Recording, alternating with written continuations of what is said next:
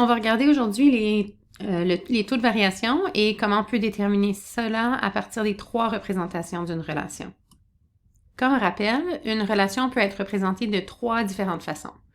La première, c'est par une table de valeurs, par un graphique,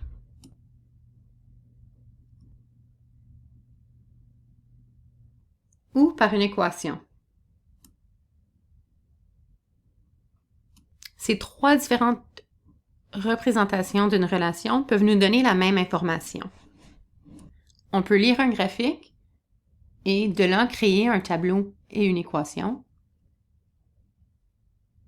Ou on pourrait lire une table des valeurs et de là créer un graphique et son équation.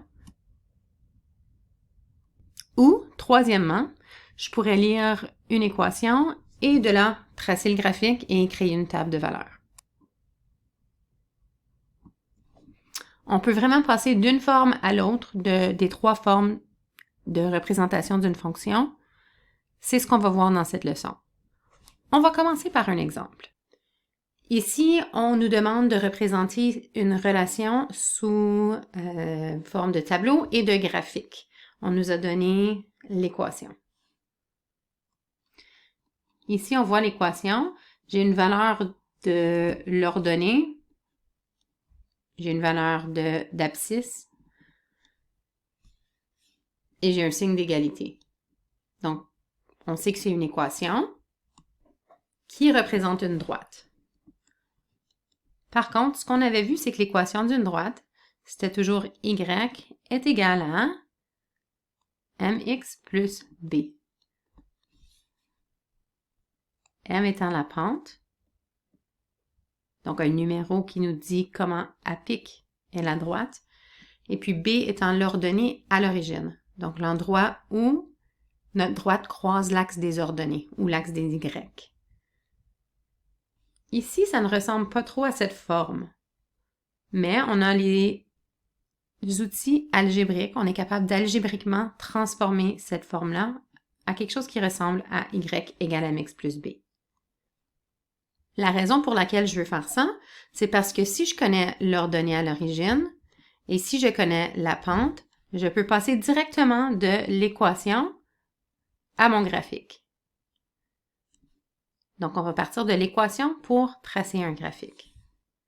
Je vais réécrire mon équation ici pour qu'on puisse suivre. Et maintenant, ce que je vais faire, je veux isoler le y. Encore une fois, on veut isoler le y parce qu'on veut que ça ressemble à quelque chose comme ça. Une fois que le y est isolé, c'est vraiment facile de repérer ma pente et mon ordonnée à l'origine. Alors, c'est ce qu'on va faire. Il y a plus qu'une façon de le faire. Je vais choisir une méthode. Tu pourrais peut-être choisir une différente façon. Alors, si je veux isoler le y, je veux que le y soit seul d'un côté de l'équation,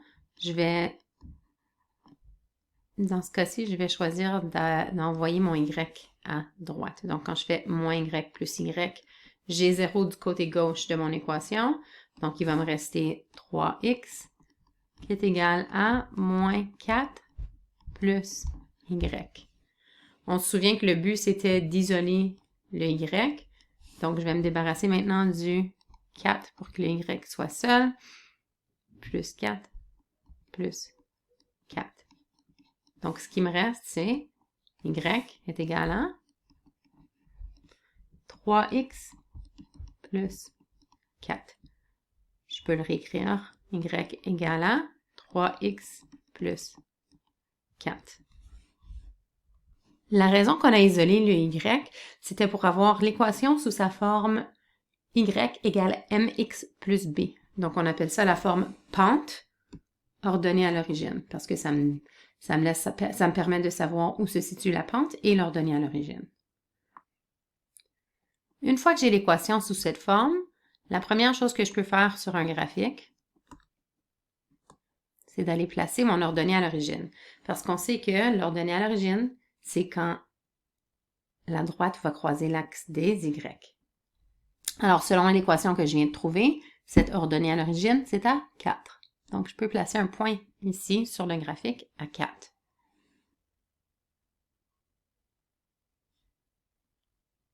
L'autre chose qu'on sait, c'est que la pente, elle est 3.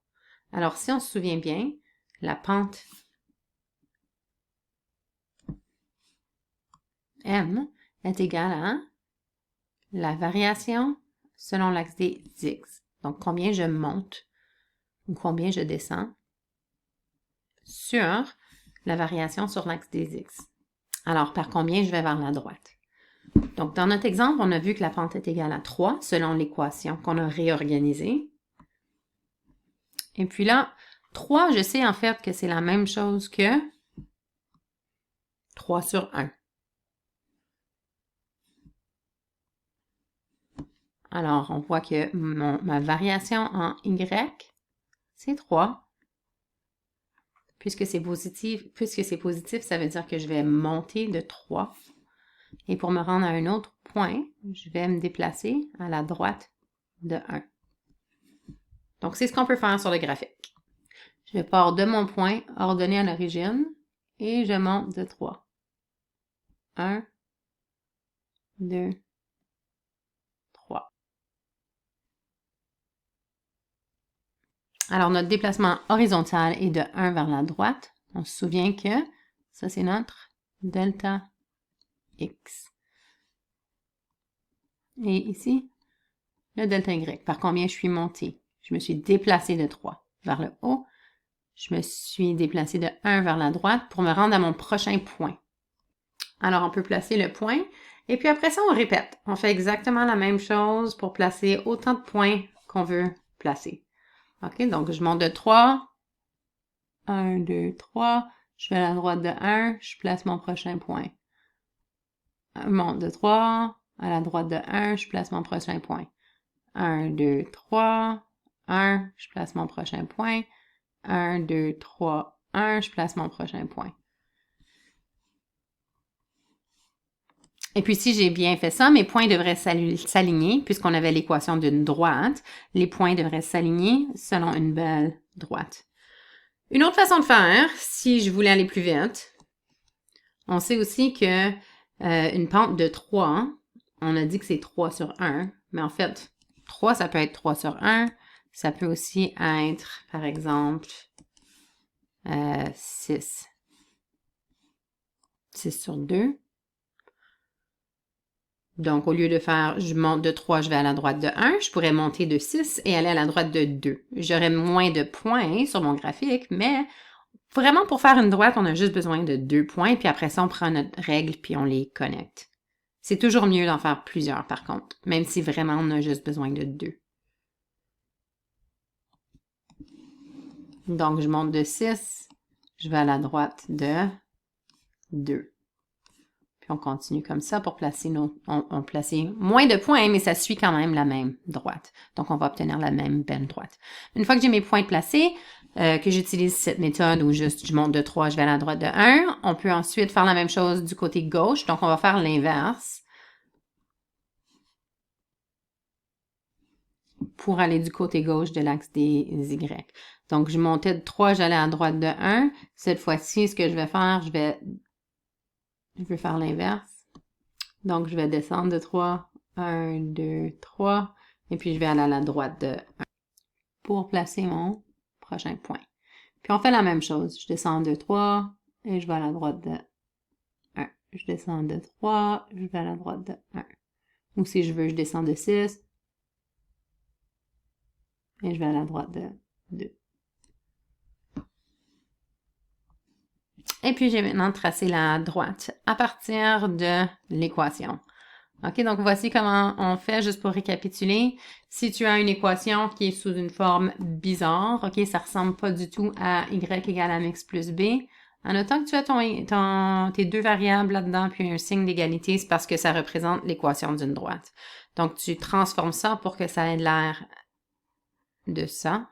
Donc, on fait juste isoler notre y.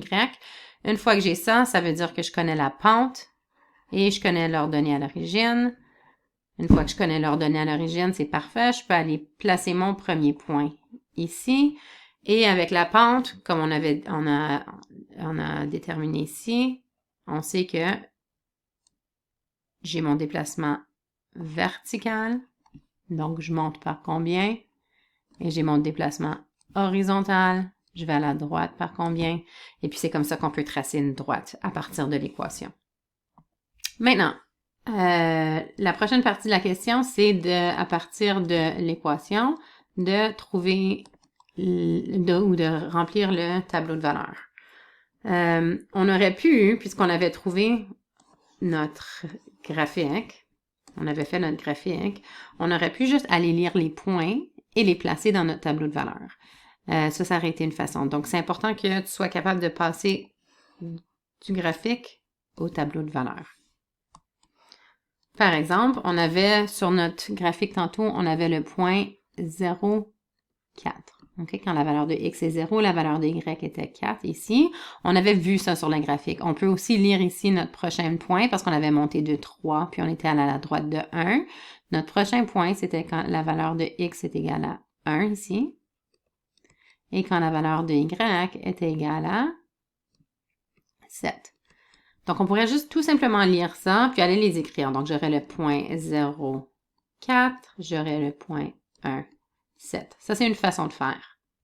Mais on veut aussi être capable de passer directement de mon équation, que ce soit celle-ci, ou que ce soit une fois qu'on l'a transformée sous la forme y égale à mx plus b, et puis d'être capable d'aller remplir le tableau de valeurs. Donc, on va essayer de le faire de cette façon pour vous montrer qu'il y a plus qu'une façon de créer notre tableau de valeurs. Donc, si je faisais pas le graphique, comment on ferait pour trouver? Donc, disons que je voulais représenter cette table de valeurs sur cette plage de données qu'on voit sur le graphique, donc de moins 6 à 6.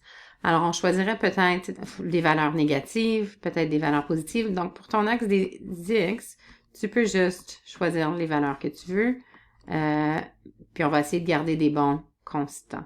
OK? Donc, peut-être qu'on va choisir moins 2, 0, 2 et 4. Donc, on regarde du côté gauche et du côté droit de l'axe des Y. Alors, ce qu'on va faire pour trouver notre valeur de Y à ce moment-là,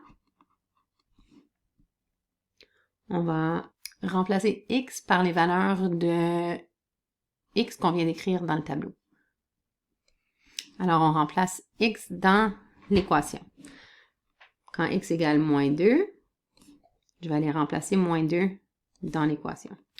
Et puis, on verrait que la valeur de Y est égale à moins 2. Et puis, je peux ensuite aller inscrire ça dans le tableau de valeurs. On fait ensuite la même chose pour notre valeur de X égale à 0. Et puis, on va voir que quand X égale 0, la valeur de Y, c'est 4. On fait encore la même chose pour quand X égale à 2, ici. On remplace 2 dans l'équation. On aura 10, et ainsi de suite. J'aurais pu trouver ce tableau de valeurs-ci à partir de l'équation, comme on vient de faire, et puis ensuite, aller faire notre graphique. OK? Donc, il y a tellement de façons qu'on peut passer d'une forme à l'autre, mais c'est important, comme je vous dis, d'être capable d'aller dans toutes les directions. OK? Donc, si j'ai le tableau de valeurs moins 2, je pourrais aller placer le point. Donc, si on essayait, on va avoir exactement la même droite que tantôt. Hein? Mais on va, au lieu de partir de l'équation, on partirait du tableau de valeurs. Donc, si j'ai le point moins 2, on aura un point à peu près. Oups. Moins 2, il est ici. Ensuite, on a le point 0, 4. Ensuite, on a le point 2, 10. Donc, je me déplace. Je pars toujours de l'origine. Je me déplace de 2 vers la droite. Puis, je monte jusqu'au point 10 pour placer mon point. Et on a le point 4, 16.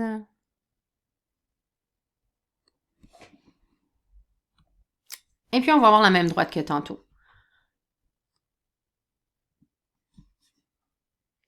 Donc, c'est un peu ça le concept pour pouvoir passer d'une forme à l'autre d'une représentation d'une relation.